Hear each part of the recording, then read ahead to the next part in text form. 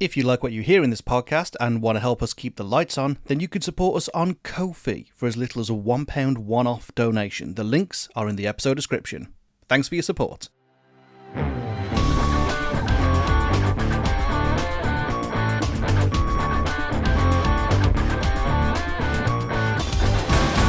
This is Skip, the podcast where we tell you, in our opinion, which albums are truly unskippable and which ones belong in the skip. I'm Mike. I'm Rob. And this week we are taking a look at AM by the Arctic Monkeys. It's not AM, and it definitely doesn't stand for Arctic Monkeys, we think. I'm not sure, to be honest with you. Well, it's the fifth studio album by the English rock band Arctic Monkeys. Otherwise known as AM. Also known as AM. It was released on the 9th of September in 2013 through Domino Recording Company. Comically, the album had 6 singles. It did have a lot of singles. A lot of singles, which is nearly half the album. It is. Including Are You Mine? Do I Want to Know? Why'd You Only Call Me When You're High? One for the Road, Arabella, and Snap Out of It.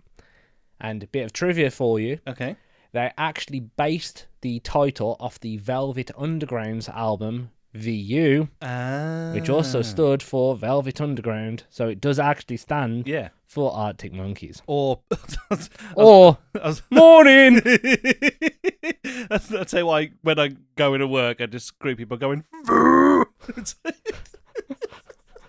We're feeling a bit silly today. I apologise. It's the heat. The heat has got to us. Again, time stamping this because it ain't going to be released for a couple of weeks, but it's bloody warm. It's 31 degrees and I am not coping well. It's too much. You are actually ginger. I'm genetically ginger. This is not the weather we're built for. And we are on fire. And we're in a tiny room recording in the warm because we can't have the windows open because that'd affect the sound for you lovely people. We suffer for our art. So, getting back to the business of this podcast. Yes. So this actually received critical acclaim, with critics praising its darker and groovier sound in comparison to the band's previous record. It actually won Brit Award for British Album of the Year and was nominated for the Grammy Award for Best Rock Performance of Do I Want to Know and a Mercury Prize. And this one was sent in, and let me just find out who it was actually sent in by, because I don't remember. This one was sent in by Jess. Ah, yes. Yes, somebody from my work kindly sent this album in to us. And she said that she remembered this album being released before they left for uni, and it was constantly on in her first year digs. The production, lyricism, a tone of Alex Turner's voice is utterly hypnotic, in my opinion, from the gorgeous sway of I Wanna Be Yours, originally a poem, to the intoxicating infatuation in Arabella. This album has a unique ability to sweep you up in the vignettes of raw emotion, laden with plenty of epic, distinctly Arctic Monkey-style guitar riffs. And if you can't guess, Jess is one of the content writers from my team. I was going to say, that's such emphatic words about the album, which, I'm right there with her, apart from the fact that I think I'm about 3 or 4 years a senior. But yeah, I remember this album coming out. I remember it very well. Do you remember the Olympics in 2012? I don't. Did you not watch the opening ceremony for the Olympics in 2012? I don't like the Olympics. What's not to like about the Olympics? It's cool. London 2012 was actually a really cool time. It was like, I'm not patriotic, and I think the Danny Boyle, James Bond, and then Arctic Monkeys being part of that opening ceremony was like, well, that's dope. Like, the creative direction of that was really cool, and you were just nah. Nope, I didn't watch any of the Olympics. I don't do sports. You do more sports than me, thinking about it. Yeah, but I don't. For the listeners out there, I'm a keen runner. Running is the most boring sport in the world to watch. I don't understand why people would want to watch that, and everyone gets really confused when I say I don't like the Olympics, but I just, no. Fair enough. And I also do not remember this album coming out because I am not an Arctic Monkeys fan. Okay, that's going to be interesting then, because I very much am an Arctic Monkeys fan. And I remember this one because they did a cover of Come Together by the Beatles at the Olympics. And it was the first time we saw the kind of vision for this album. This kind of post-Greaser kind of slick back hair, leather jacket look that they went into this album cycle with. Which, I will say, cards on the table, is my favourite look for the Arctic Monkeys. And that kind of contributes to my very fond feelings for this particular era of the Arctic Monkeys. We'll come into it a little bit more when we talk about the best and worst of it. But there's kind of, the way that I view it is the Arctic Monkeys, that what they do is they have an idea in one album, they perfect it in the next, and then they move on to a new kind of phase. And AM's very different in that it kind of feels like the completion of an idea they had in Humbug, which was their third album, because the fourth album, as far as I can tell, is kind of just universally not liked by people. Nobody really thinks it's anywhere near their best work, apart from very boring people who just like to be contrary and go, oh, actually, Suck It and See's the best one. It ain't. It's the logical conclusion of what they were doing in Humbug, in my humble opinion. So you're gonna get two very different levels of engagement for this one, which always makes for a good episode. So Definitely. I'm happy. I mean, I did not realise they had so many albums. The last one I remember is the one with the picture of the man on the cover with "I bet that you look good on the dance floor." So the first one. So yeah, their first one. That's the only one I listened to. That sort of time, I very much was not into the indie or folky kind of music that was popular at the time, so I completely skipped it. And yep, going back into it now with a very different sound to what I remembered for the Arctic Monkeys, and a lot less Sheffield. It is a lot less Sheffield. It's like engineered to be less Sheffield as time goes on, I feel. And the interesting thing, it could be its own episode. The first album, the de-Sheffieldization of the Arctic Monkeys, the gentrification of the Arctic Monkeys, taking over it like an old pub. Though the first album's like, it's the iconic one that kind of broke the way in which we listen to music, because it's one of the very few albums that got to number one based on downloads, and at that time it was through iTunes sales. And when from that point, because that was like 2005, 2006 ish. Don't quote me. So we're 10 years removed from that. We're into the first full decade of the Arctic Monkeys. They've done the youthful indie disco kind of like, I don't want to call it shit punk, but like it's loud. Folk punk. Yeah, it's loud and it's quick and it's regional. And they've tried to expand that sound in the albums following that to varying degrees of success before landing on AM, where on the whole, Preparation H feels good. No, on the whole, we've been quoting Austin Powers before the show as well. Again, the warm sends us funny. On the whole, I feel like this is the most confident and consistent that the Arctic Monkeys ever got to. And that's before AM, after AM. I feel like this is the most confident that their sound is. And I think that's why I have such a strong memory of it. It was this very defined era in their discography. It bled into, the very simplistic album covers, and that kind of forced its way into the music videos that were a lot less cartoonish and exaggerated than the ones for all their other previous albums.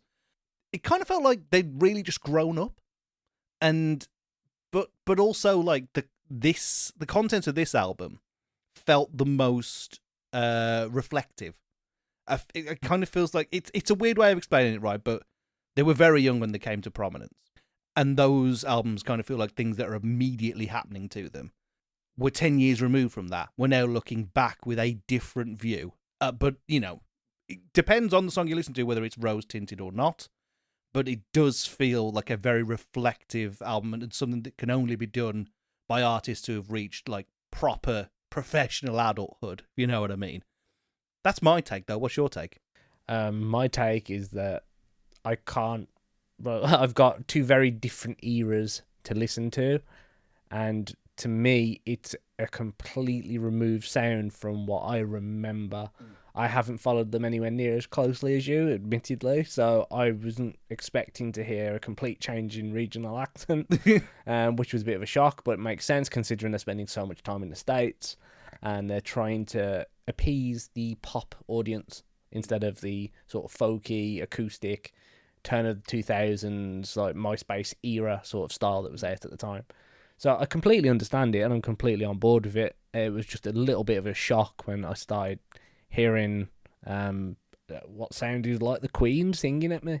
He's not that RP. No, he's not that bad, but he has swallowed at least one Brendan Urie's worth of thesauruses.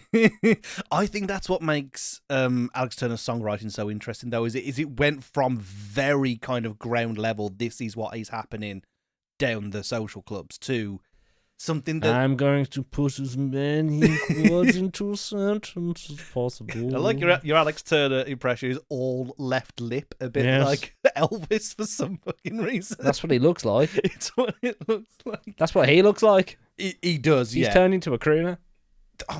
We're not here to talk about the new albums, right? But like, I don't. Once again, I know nothing about the new albums. Oh man, I do not follow them. You don't even know how right you are with the crooner stuff. I was about to say the new album. It came out 3 years ago now. The Car is PM. PM. No, snack time. Okay. The Car is the most recent one, and that is proper. Like, it could just be a Tony Hadley cover act. It's bizarre how far it's gone from the old sound.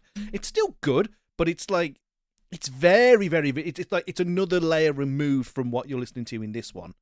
So I'm guessing it was your first time with AM. Yeah, definitely my first time. I mean, I'd heard a couple of the songs through like Instagram, TikTok, because quite a few of the songs got a lot of virality later in 2024 thanks to TikTok trends. Really? Yep. I'm not a TikTok guy, so I don't know anything about this. What went viral? Is it the title track, the intro track with that guitar riff? With a battle down. Yeah. Is that Do I Want to Know? I Want to Know? That went proper viral on TikTok. With guitar talk and the women falling in love with people playing that, and like people going, "Oh yeah, look at how sensually I can play this," and then other guitarists going, "The hell, this is like one of the simplest riffs I've ever played in my life, but if that's all it takes, and yeah, get in." It sounds great. But it sounds great, yeah, don't get me wrong. Like, I've learnt it myself because it's a fun little intro to play. But yeah, it got a lot of virality off of TikTok. So TikTok's just weird, though. It is a weird place. I don't use it. No. I'm too old. It was weirdly TikTok that, like, I think this is why people hate Sleep Token, because it's all the people on TikTok that made that big.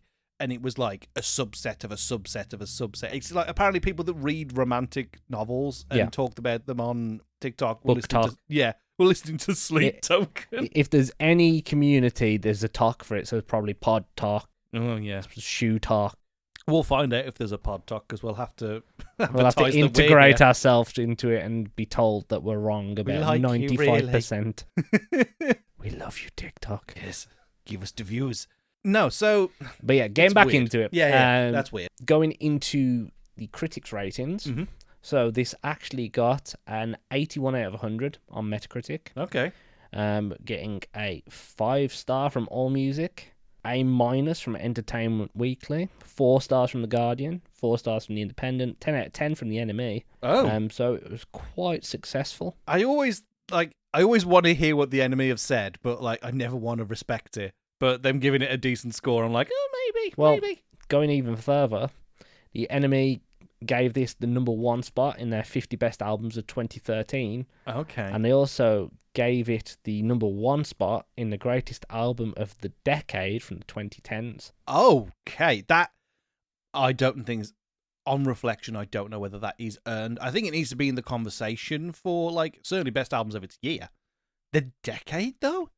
Like, there's such a shift in music from around 2017 onwards. Like, there are some things that are just not even remotely comparable. Well, if we have a look at what was released in 2013, so we have actual comparisons, we have stuff like Vampire Weekend's Modern Vampires of the City, very similar sort of sound from what I remember of Vampire Weekend. And we have Nothing Was the Same by Drake, The Next Day by David Bowie, didn't realise he was releasing music in 2013. Pure Heroin by Lorde, The Diving Board by Elton John, Lightning Bolt by Pearl Jam, 2020 Experience by Justin Timberlake. I don't know that one. I know there's a Bruno Mars album out that year that did very well, because I think it was the one with Treasure on it. Okay. I think that was that year, and I like to mark rock music by the point at which it truly became not good, which was when Imagine Dragons happened to us. And I know they made it big in 2012, but they might have had an album released the album in 2013 because it was just at the tail end of. Funnily enough, it was Jesse's beginning to university. And it was my end. So I was coming out the other end of it, and I was like, "Ah, man, like Radioactive was kind of good, I guess." And then the rest of their discography happened, which isn't fun. We're not here to shit on Imagine Dragons, which I'd just love to do. If you want to suggest that, skippod@gmail.com. Do it, I dare you. So, best tracks on AM. I don't know how long this discussion's going to go on for, because you've given me zero indication as to whether you've actively enjoyed this. I'm very scared to ask this question. What is your favourite track on AM? I think, unlike most albums that I come onto this show listening to, I only have really one song as a standout favourite. Okay.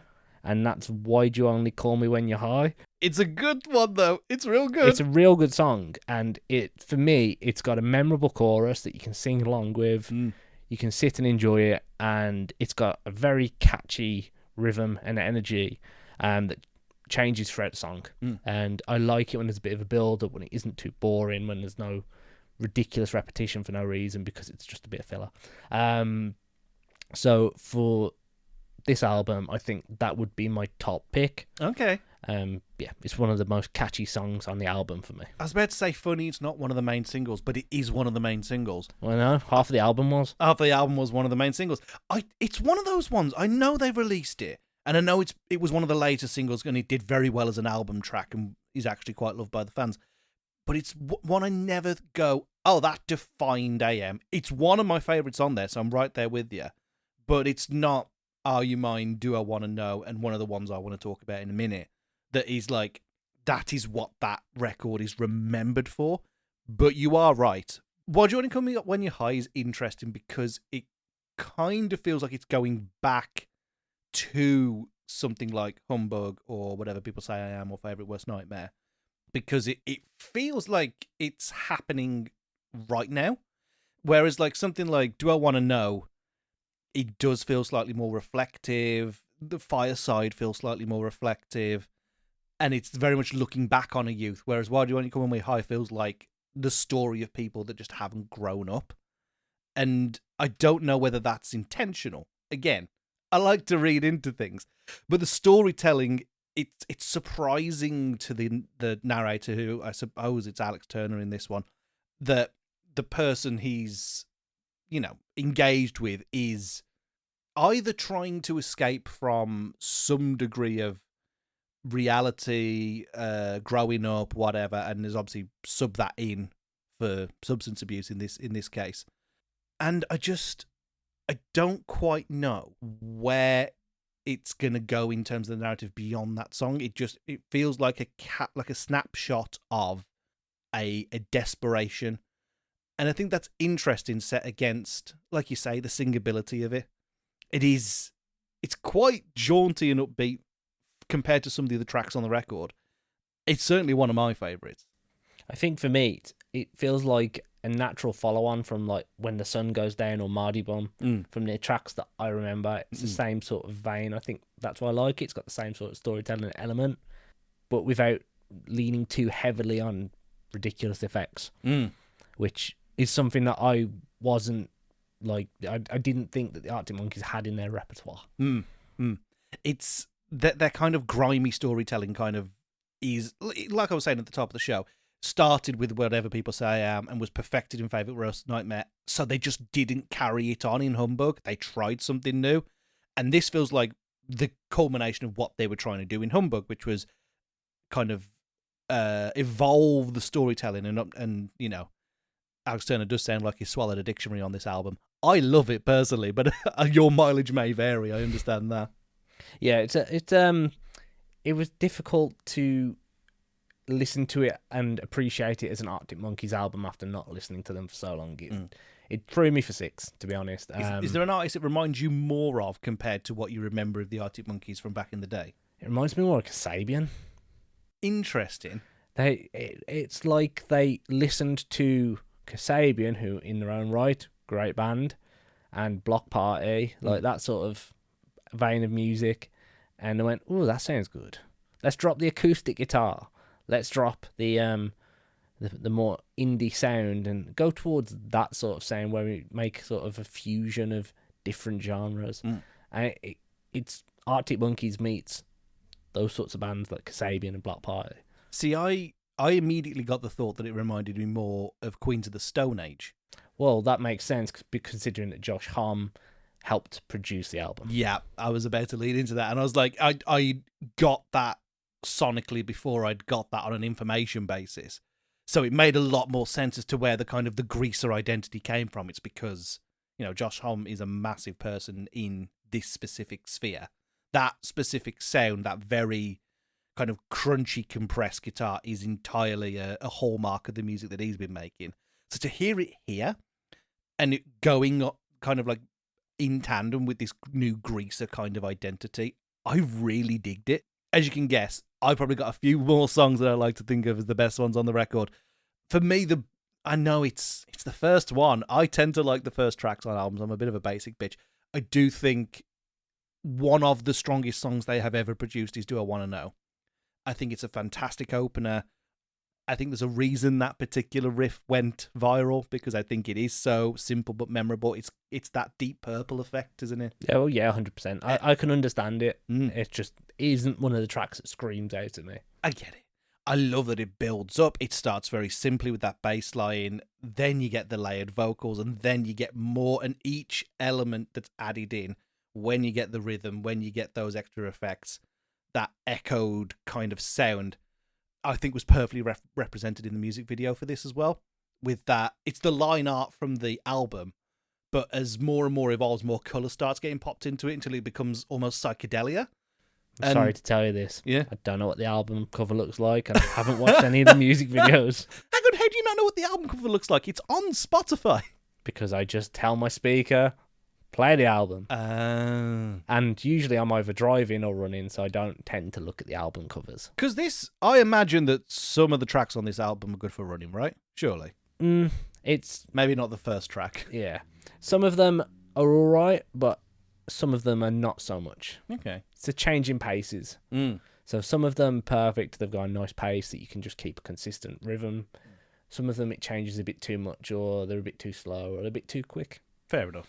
It's all dependent. Like, everyone's different. Yeah, I mean, you wouldn't want an entire album of just like 140 BPM tracks. Like, it's not going to work for everyone. Exactly. But I think there's a driving nature to a lot of the tracks on the record. So, Do I Want to Know is absolutely up there. I'm with you. I really like Why Do You Want to Call Me When You're High. I actually, before I have to put in my actual favourite track on the record and then explain the very, very silly... It's not silly. You've got as many favourite tracks as they have singles. I know.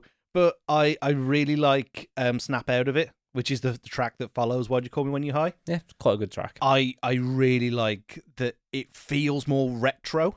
It kind of fits the greaser kind of aesthetic the most out of this entire record. Like, if there's kind of two sides to it, right? It's what fits the visual identity, which would be Do I Want to Know, and what fits the music that they are harkening back to in that sense of nostalgia.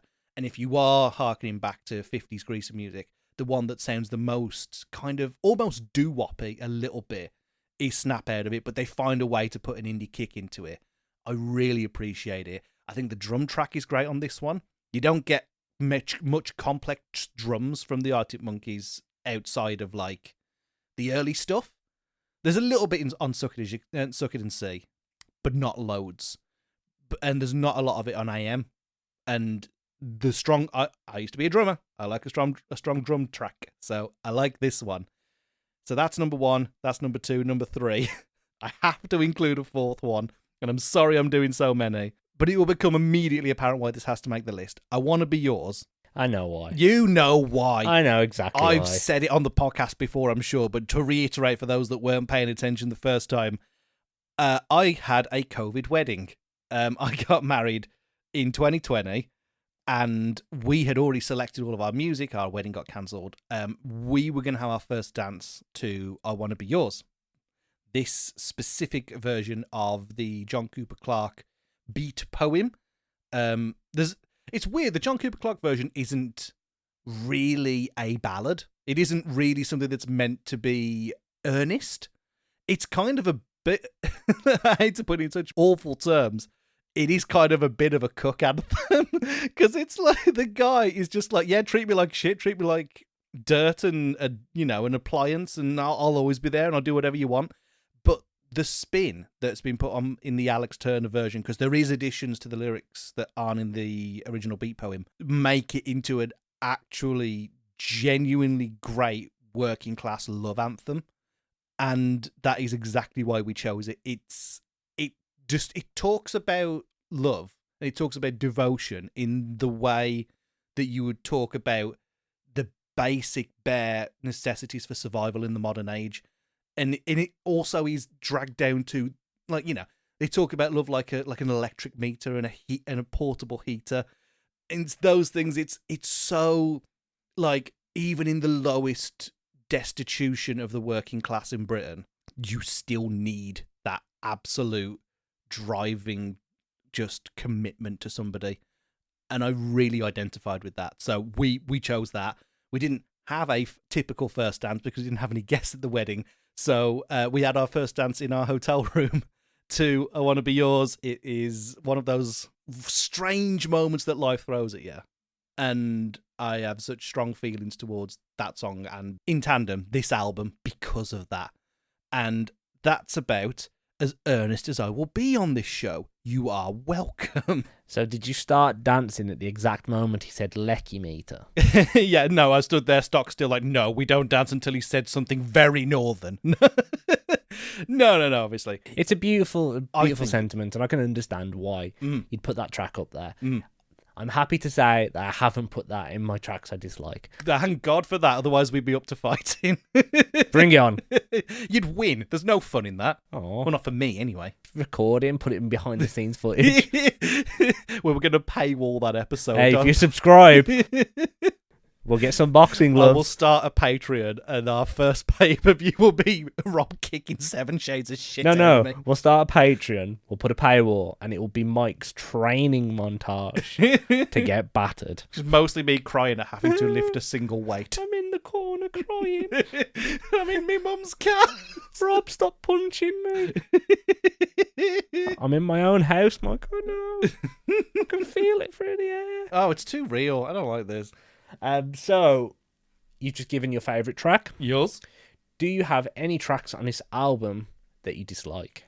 There's one that breaks the flow for me, and I think it's the one that I don't know many people that go, this is my favourite song on the album. It's like, certainly all the people I know that are into the Arctic Monkeys, they do not say that Mad Sounds are their favourite. And I think that's because if there's going to be a track that breaks the unskippability of it, and I'm not saying it does for me, but it may do for you at home, it's going to be this one. It is very slow. It is very basic. I know what it's trying to do. I know that it's talking about the healing nature of music. I know that it is in itself a love letter to the sound it's trying to replicate and the era that it is trying to recall. I don't think that makes it a good song. I think it's perfectly fine. It is not offensively bad, but it does separate two halves, two very good and coherent halves on this entire record. And I think the whole ooh la la la bit is just very trite. And it's not something that Arctic Monkeys do in their music. If they have call and responses, it is because of very strong lyrics. It is not because of ooh la las. And I really do feel that's beneath them. Yeah, this is one of the weakest lyrical songs on the album. It feels like they went, oh, okay, we need to come up with something for the middle of this album. And I feel like it's one of those tracks where they could have gone, whoopsie, left it off, and you wouldn't have been none the wiser. You'd been like, oh, great album. Yeah, I agree. I think if there's something that's going to stop it from entering the Hall of Fame, and it's got every chance it may do, it will be that point. I honestly don't think there is anything else on the album that is as dangerous as Mad Sounds. I would confidently say the rest of it is good to great. Although I can imagine, and I'm going to predict now, your least favourite track on the album is either going to be Arabella or Knee Socks. That's my prediction. Wrong. Damn it. On both of them. Really? out of the 3 songs that I don't like, you've picked one of them. Mad Sounds, obviously. Which you've just talked about. My other 2 are I Want It All. Really? That's disappointing. And Fireside. Okay. Fireside I understand because it's coming off the back of Mad Sounds. But I think if you were to go number 1 party anthem into Fireside, it improves that track. I'm interested as to why you don't like I Want It All, though. It's the layered vocals for me. Really? I cannot stand the layered vocals on it. I feel like commit to the high or commit to the low. It doesn't need both. It takes away from the lyricism of the song itself. I'm not a big fan of over-the-top high vocals anyway. So to have a song where pretty much 90% of it is a low-pitched vocal with a high-pitched of the same vocal, it clings to me. Also, not a big fan of the synth effects that they add into like the later parts of the chorus either. Fair enough. Like that's I do love the guitar solo, don't get me wrong, but it just good. falls a bit short, and it isn't necessarily the sort of song that I actively choose to listen to. I'm not saying it's the sort of song where I jump up to change it off the stereo or turn the radio off, but it is one of those that does grate on me a little bit, and it came to light more times I listened to the album. First listen, didn't notice it. 7th listen, is it a victim of active listening again? It's a victim of active listening, Oh I think. man, I don't know. But like, I feel lyrical. Oh yeah, like lyrically, don't get me wrong, but if it was just the lyrics and the backing track without the layered vocals, it would be perfect for me. It's the layered vocals just absolutely decimate. It's similar to how you have hatred for random synth sounds in certain songs that we've talked about in previous podcasts. Go back to episode 1 and listen to our Panic at the Disco coverage. That's going to end up being like a clip I have to use for everything, just me talking about how I hate twatty little synths, isn't it? Yeah. Without those duplicated vocals, I'd happily say, oh yeah, there's only 1 or 2 songs I don't like off this album. Man. But that puts it up there. Then finally into Fireside. The guitar part is just way too repetitive. It feels like this is a sort of filler track. It's got a sort of church vibe to it that doesn't really make me think of the Arctic Monkeys. Interesting. That's the sort of vibe I got from like actively listening. From like the pre-chorusy bits where it's got that dun dun dun dun dun dun dun, it's just kind of like it's just way too repetitive, and I get it. It just grates on me after a while. It's very close to a 4-chord song, I'll give you that, mainly because there's 4 chords in it. I feel like because it doesn't follow a 4-chord progression, it doesn't, obviously you don't get anything as basic as a 4-chord progression in Arctic Monkeys anyway. But I get it. From the moment you hear it, it's that ding-a-ding-a-ding-a-ding-a-ding and all the way through. I do understand that. I've less defense for Fireside. I don't think it's one of the deepest ones on the record. It's not one of my particular favourites, but this is going to sound like a backhanded compliment. It's great background music. Like, it's kind of a theme for the whole record, really. I can have this on, and it can fill space. You know what I mean? Yeah, 100%. Where with their earlier work, I'd actively choose to sit and listen to it. So if I was in the mood to listen to like some of their earlier work, such as Bet You Look Good on the Dance Floor, When the Sun Goes Down, Mardy Bum, which were LimeWire classics, then I actively chose to listen to them. I actively enjoyed them. Where with an album like this, if it was on in the background, I wouldn't mind too much, but it's not something I'd source to put on. I get it. It's if I ever thought to myself, oh, I want a CD to keep in the car in case my phone dies, I'd never think of AM by the Arctic Monkeys. Yeah, you wouldn't immediately come to this. You'd have chosen other works in the kind of the discography before you got to this. Exactly. Which is, it's kind of not how I feel, because I think it is their best one, and I am very biased. I know I'm very biased. And it's the critics have said exactly the same. This is the first album that charted well in America. And I can understand why. It's a very maturing album from what I was used to. I think the fact that I wasn't expecting it is what caught me off guard and made me think a bit, whoa, what's going on here? So maybe coming from the angle that I have and looking at the way that I have done is kind of like negatived my mind against it. It's kind of poisoned my own chalice.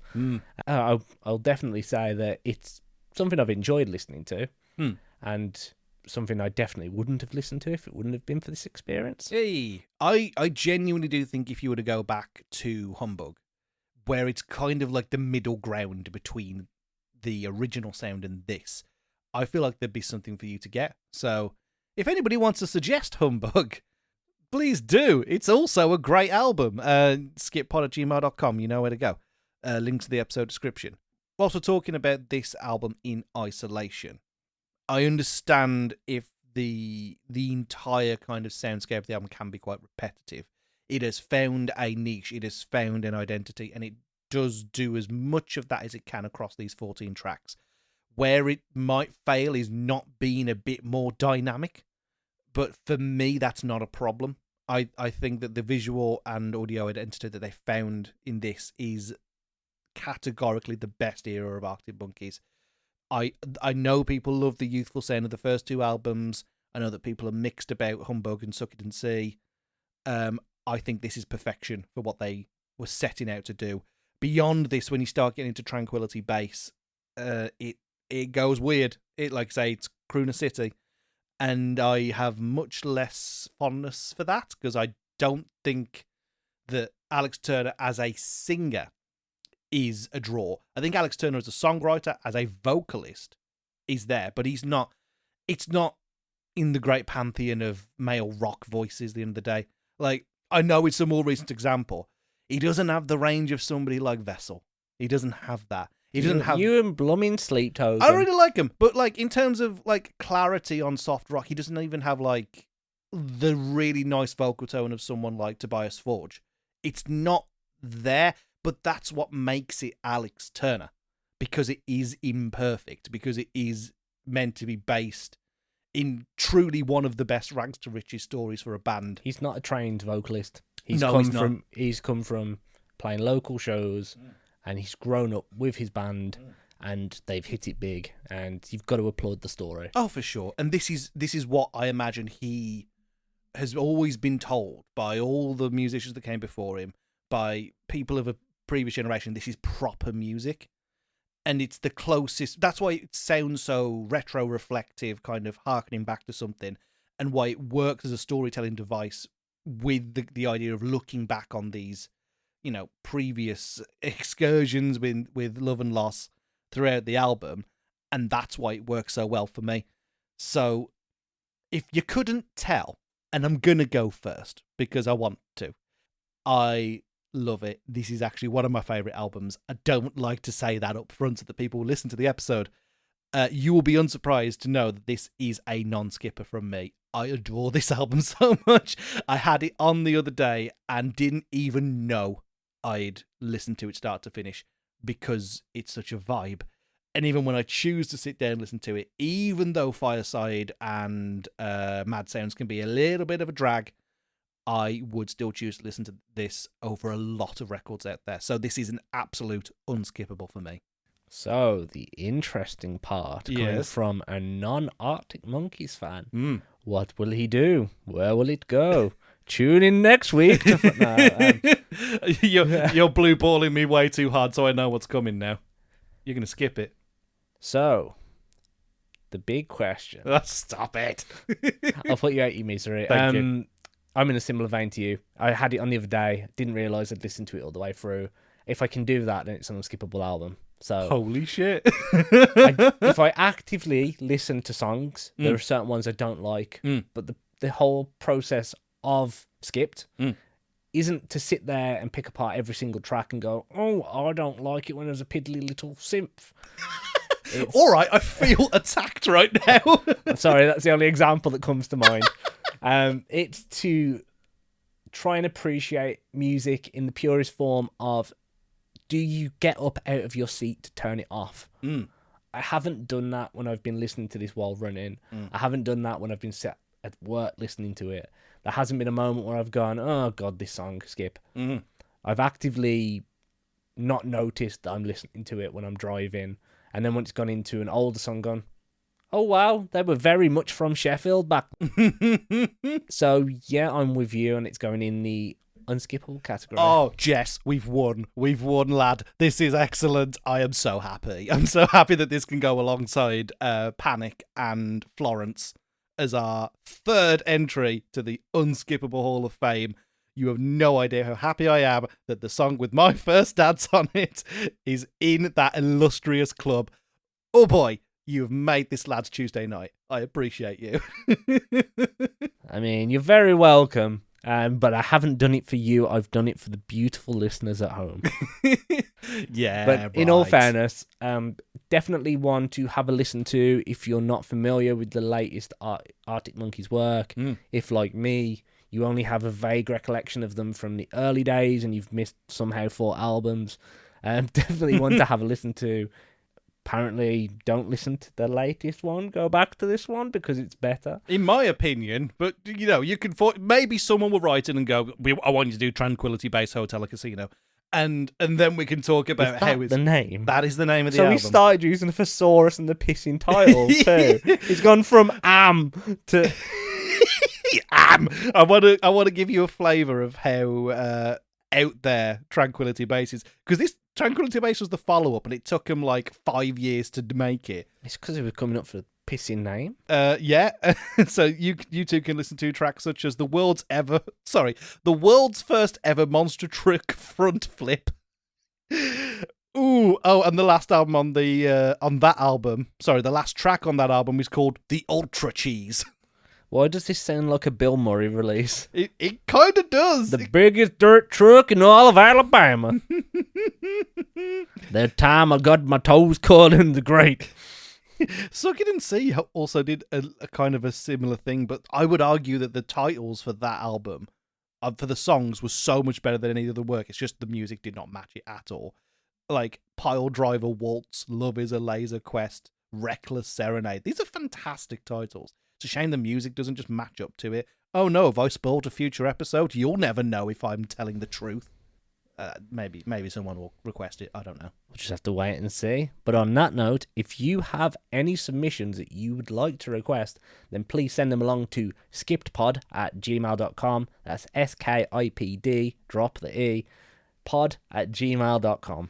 He learns, and I like that he learns my ridiculous little patterns, and I'm very pleased to be doing this with one of my best mates. So thank you very much for listening to this episode of Skipped. We have a new member of the illustrious No Skip Club. Will we get another one next time? You have to come back to find out. Bye, everybody. Bye.